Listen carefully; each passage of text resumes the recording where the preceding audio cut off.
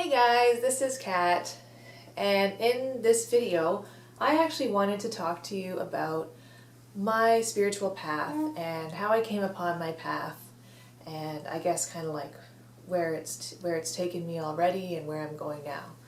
So first off, ever since I've been a little kid, I've always been really enchanted and drawn towards places like the forest and groves, you know, places like riversides, and I've always felt really at peace.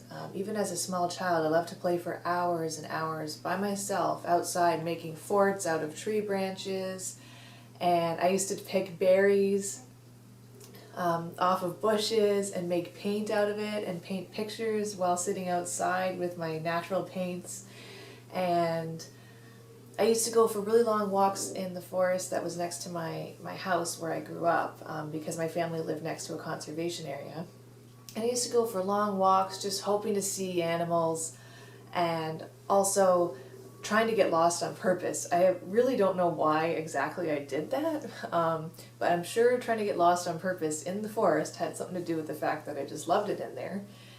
Clearly I wasn't concerned about getting home at any particular time.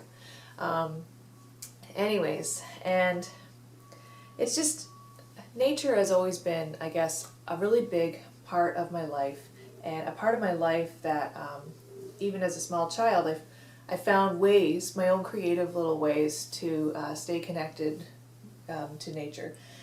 And as I got older, I took a lot of things on a positive level from my family's religion. And my family's religion happens to be a form of Christianity, one of the branches of Christianity. And my family's very, very liberal. You know, I remember being in Sunday school and really loving hearing the stories of Jesus, and just finding those to be stories that really touched my heart, the way that he handled situations. And, you know, it definitely made me wish to meet him, like in person. Like I remember being a kid and just thinking, Jesus was a cool guy. Anyway, Jesus had a lot of strength, and you know, even though he was very much a pacifist in a lot of ways, he was a force to be reckoned with.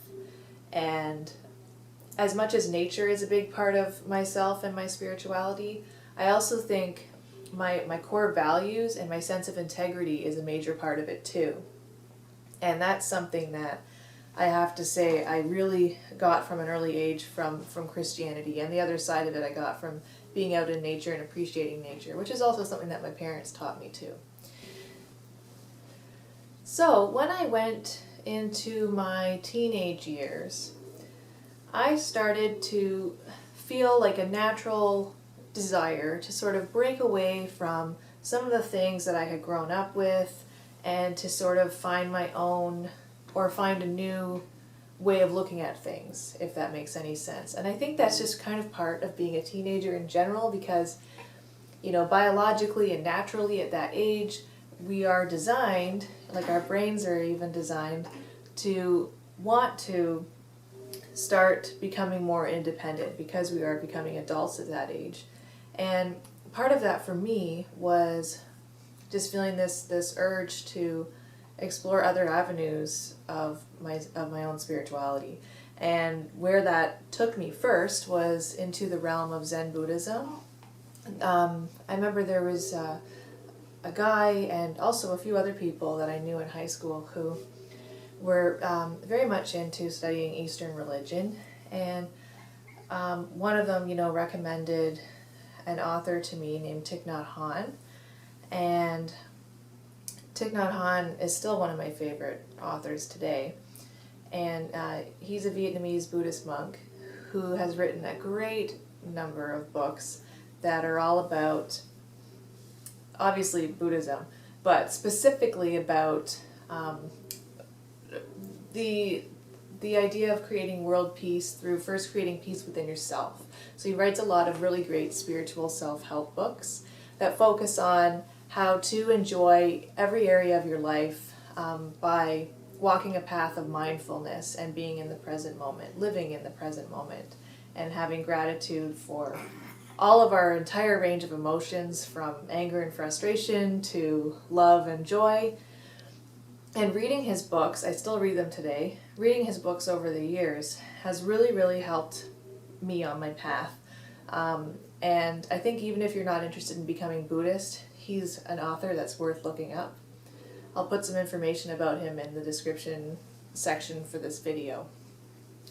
And also in high school, aside from being exposed to Zen Buddhism through some of my friends and acquaintances, I also had a friend who was looking into practicing Wicca and witchcraft.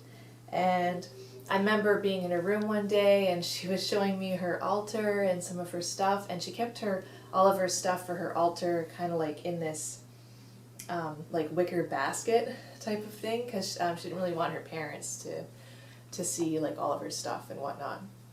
And I remember just like looking through her tools and supplies with her, and one day we took a trip to the city and we went to like an occult shop, and I think she was looking for like a really cool cauldron or something, and kind of like being her little sidekick on her beginnings of her journey into looking at Wicca and witchcraft, obviously gave me a bit of a window or a peek into what that would be like, and it genuinely seemed like something really awesome to me.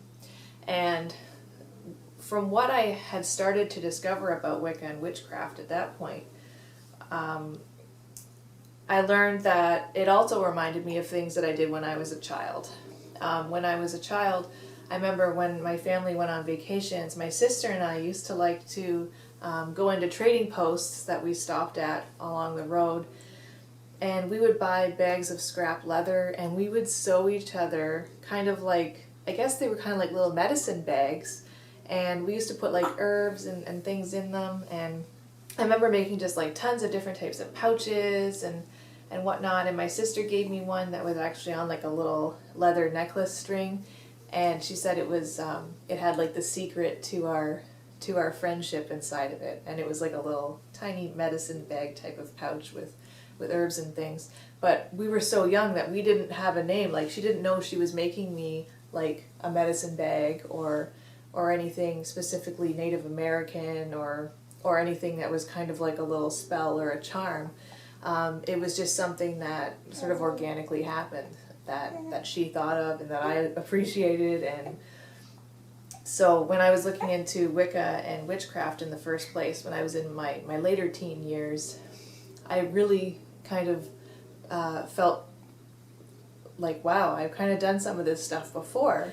Maybe when we're young, we actually still kind of subconsciously in our spirit remember some of the things that we did in previous lives and sort of do them out of habit. And I just think that's so interesting. So who knows, like maybe even in a past life I was already practicing different forms of paganism or Wicca or witchcraft. But yeah, so throughout my life, just depending on what's been going on in it, like how busy I've been, how tumultuous my love life or my life at school or this or that has been, I've kind of been in and out of being someone who's actively practicing their spirituality or their faith. I continued attending church until I basically stopped living with my parents. And then at that point, I didn't really do any spiritual practice for a few years. Although I did still enjoy reading my books by Thich Nhat Hanh. And then in my mid-20s was when I really decided to go out and try to start exploring this Wicca or witchcraft path. And that was when I ended up picking up a copy of this book. I picked it up used at a used bookstore. And it's called The Wiccan Way by Sally Morningstar. And this book is, it's a really cool book. Here's a little picture of a lady kind of in meditation that's in the book. The book has beautiful photographs throughout it, and it gives you really simple rituals.